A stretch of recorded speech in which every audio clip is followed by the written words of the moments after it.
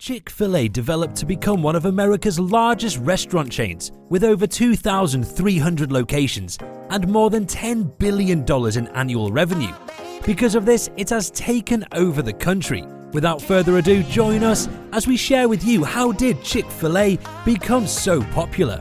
But before that, don't forget to smash the like button, subscribe to the channel, and hit that bell button to be notified whenever we publish a new video.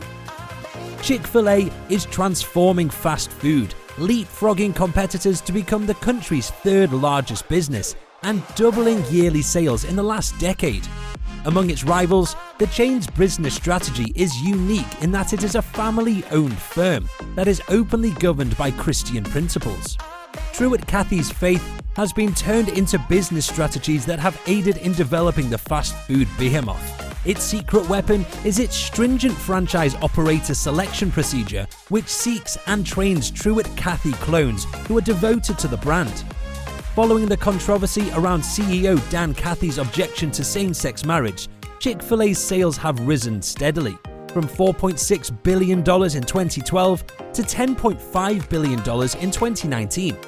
The business is currently focusing on technology and expansion, with its first overseas site set to open later this year. The United States was in a financial dilemma. Shopping malls, which housed almost every Chick-fil-A restaurant at the time, were no longer being constructed.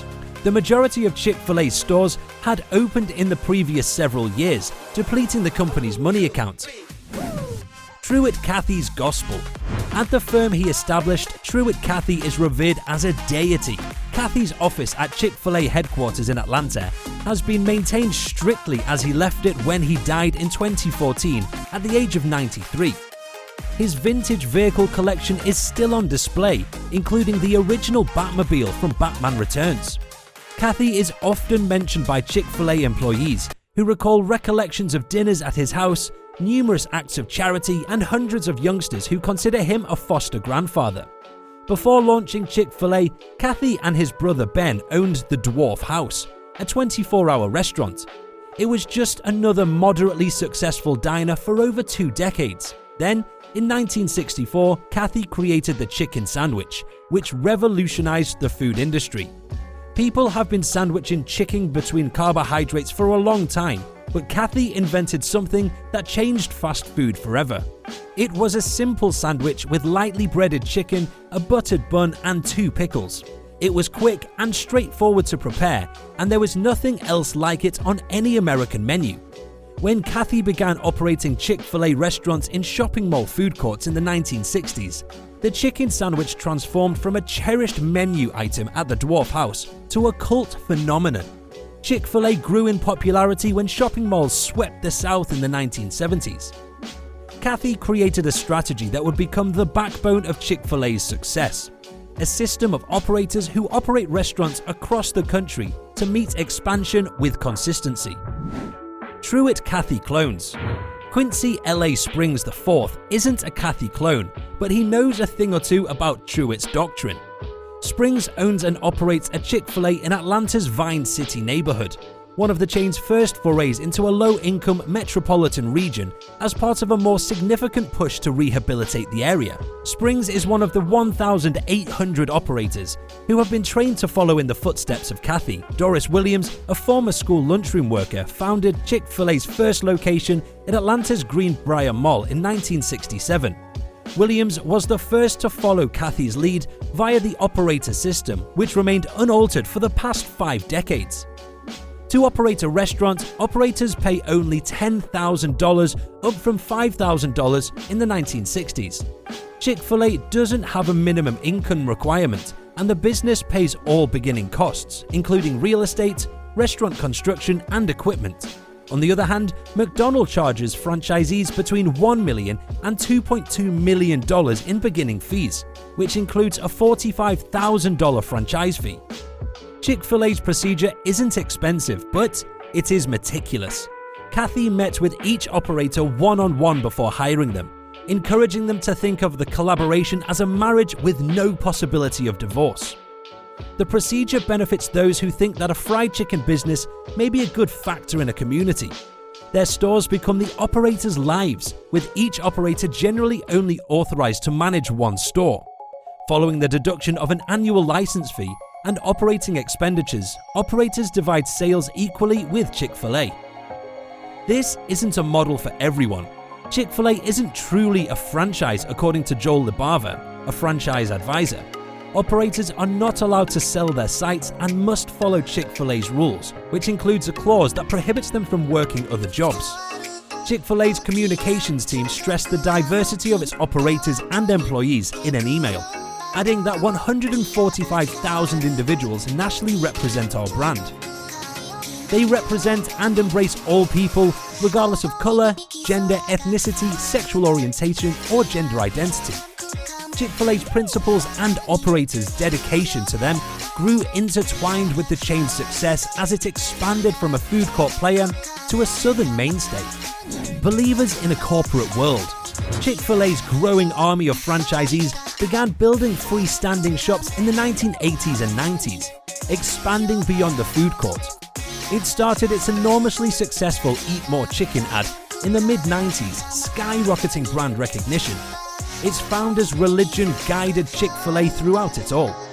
Kathy and other executives held weekly devotionals in the Chick-fil-A headquarters, a non-mandatory tradition that continues today. The creator donated 10% of his earnings to charities and founded WinShape Homes, a foster care organization. At the time, 1/3 of Chick-fil-A's franchisees attended WinShape's Christian-based relationship building retreats. Paid-off Christian values. Fast food competitors like In-N-Out and Cookout may print Bible passages on their cups. Still, no other large restaurant business in the United States will readily give up more than $1 billion in yearly sales by closing on Sundays. And it's well worth it for Chick-fil-A. People are more inclined to consider Chick-fil-A as part of their community because of the day off, since it generates a sense of genuine concern among the firm, staff, and consumers. Customers are more likely to visit Chick-fil-A whilst it's open, since they know they won't get it on Sundays. Closing on Sundays is one example of how Kathy's Christian faith fuels the chain's growth. Chick-fil-A's hospitality and customer service practices are two of the company's most substantial assets. Chick-fil-A has topped the ranks of the most courteous fast food businesses for the previous 4 years and has been voted the most popular fast food chain in the American Consumer Satisfaction Index's annual poll. Chick-fil-A's average unit volume soars because of the industry-leading customer happiness, with the average Chick-fil-A site generating 4 times the revenue of a KFC outlet. Firestorm against Chick-fil-A.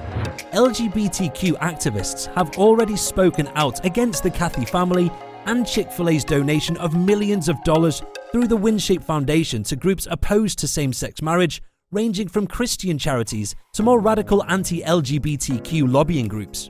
For example, in 2010, WinShape gave $1,000 to the Family Research Council, a charity that the Southern Poverty Law Center has designated as an anti-gay hate group. Smoldering worries erupted into fury with Dan's rejection of same-sex marriage. HRC, an LGBTQ advocacy group, mocked up Chick-fil-A's logo and captioned it, "We didn't invent discrimination, we just support it." Backlash lingers, sales increase. Chick-fil-A has faced frequent controversy over the last 7 years because the Chick-fil-A Foundation gives to the FCA and the Salvation Army, both of which have previously opposed same-sex partnerships.